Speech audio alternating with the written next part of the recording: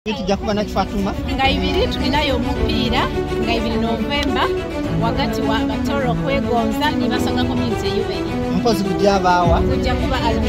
Al-Salam School Stadium boti abantu abasoga abali eyo n'abatolo obatuusa ku bakaki ku lunakolo abasoga n'abatolo mwidde mutuwagire omupiira gwa free kujatandika saawa 10 endoro igulo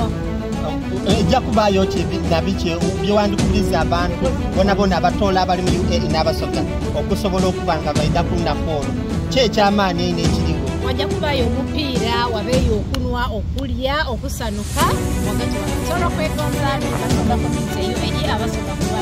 saawa igulo anti n'omupiira okujja okusalawo entaka wakati w'abatolo n'abasoga ani asinga maanyi era ndibakubiriza ku lunakolo abasoga mwena n'omuliyo n'abatolo mwidde mubeewo ng'abadulizi nga tuli kuwitula abatologolo zaibwe